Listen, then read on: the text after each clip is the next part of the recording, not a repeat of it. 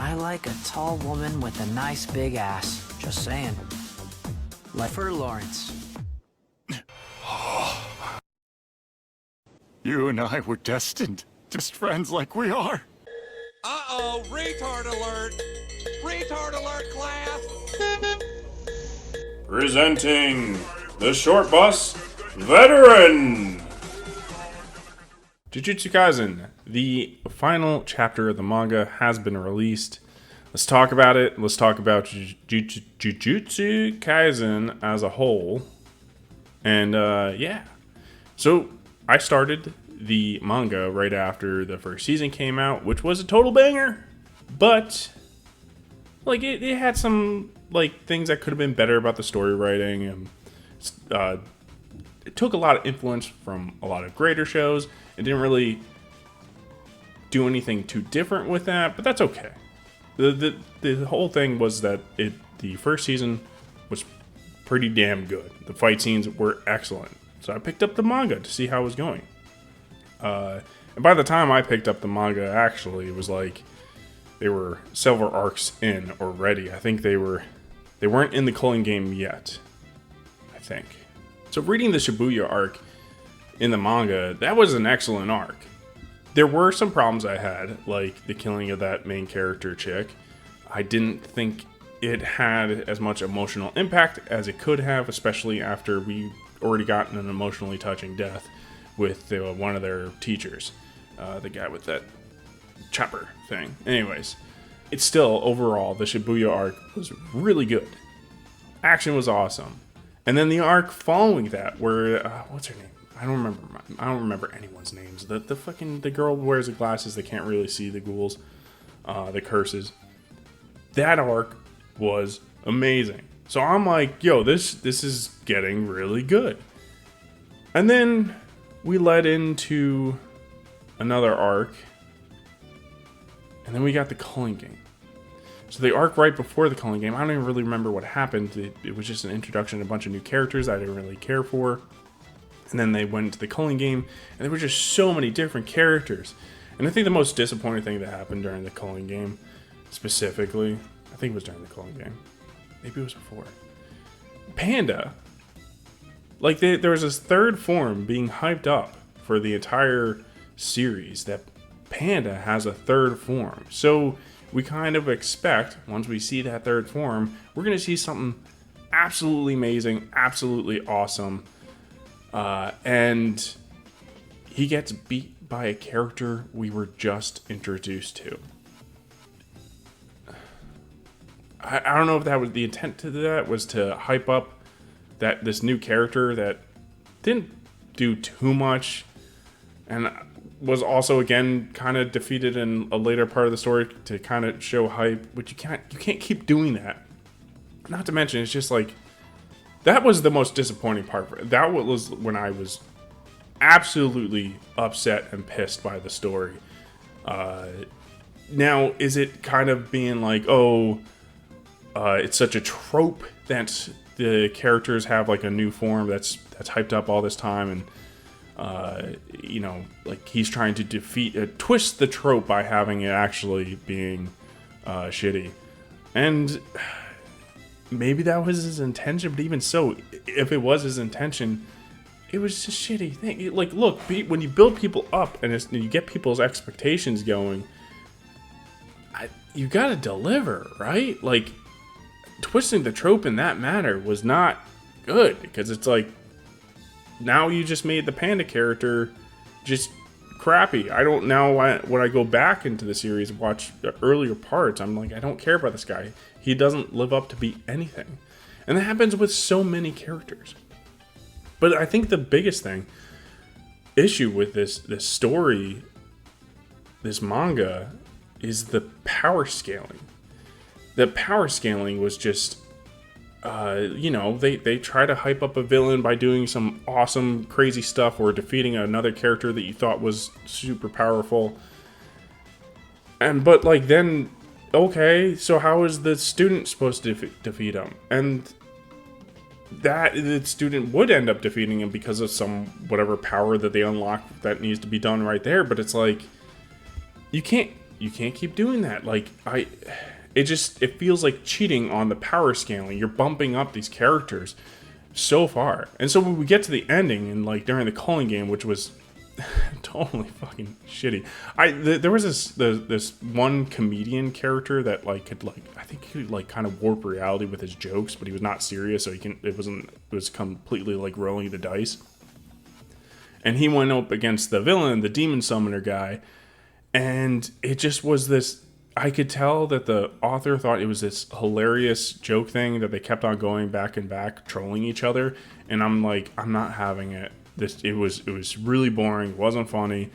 And then right after that, the guy who's pretty much been the villain from the beginning. I get it. Sukuna. Oh, fuck it. I'm sorry. I'm so terrible with names. The demon guy inside the main character.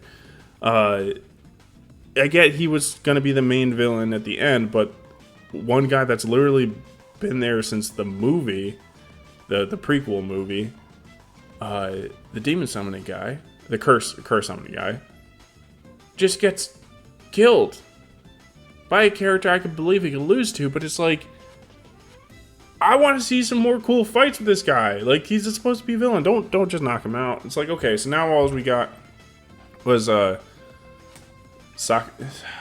my god, I really should look this up. Alright, so Sukuna, I don't remember if that's how you pronounce his name, is the ultimate baddie. And I think he was already took over Megumi, and so like he was already out and about. He didn't have all of his fingers, so I was like, okay, we're gonna get him in a fight, and then we'll probably have another arc or something in between that, and then they'll go and actually face him again. It's like, no shit, we're pulling out all the stops.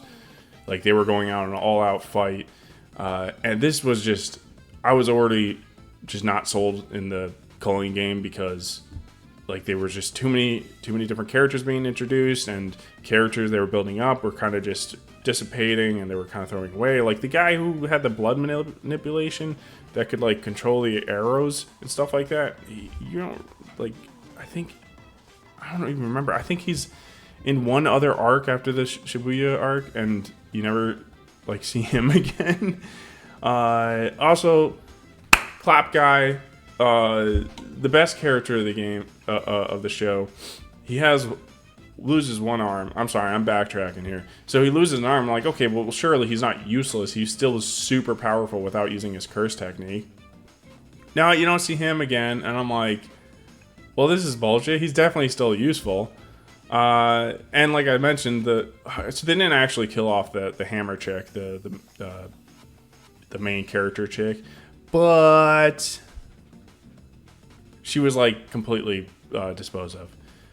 But both of those characters, among literally every other character, comes in the last match, which was the last fight with Sakuna, whatever. I don't care. The fucking series sucks, so I don't care if I don't remember anyone's name at this point.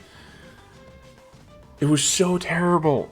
So they're like, every time they're like fighting, and they're like, okay, he's got the upper hand. What are we gonna do? Oh, here's this other character from the series. Okay, oh, he gets defeated. Okay, well, it's all part of our plan. Let's do a backstory. Like, everything that was happening during this fight was all part of the plan. Throughout all these different chapters, they kept on going back and being like, oh, remember we talked about this, and it was just like the perfect plan to take him down. Which just doesn't make sense. I don't... So Gojo fights him, and Gojo loses. And I don't understand the justification that, oh, if anyone else helped Gojo, they would just get in the way. Really? Come on. If anyone just helped him during that fight, Gojo wouldn't have died. So that was bullshit. And I get it. Gojo was definitely going to have to die at some point. I mean, he was just too overpowered. So it's just, the trope is that if you have this character that's too overpowered, you're going to have him die so you can hype up the villain. Which I get it. It just wasn't done in a good way. The justification of, no, don't help him. Yeah, we'll just get in his way. Okay, so then how are you going to stand up to this guy 2 seconds later? So the way that they defeat him, but Clappy Boy comes back with a new clapping device, and he helps, but not really much. He's just only there for 2 seconds. And then main character girl comes in, She doesn't actually come into the fight, but, you know, they have one of the fingers, and she uses her resonance on him, and that's enough to stun the villain to start to get defeated by the main character, which was just so cheap. So cheap, just pulling her out of nowhere.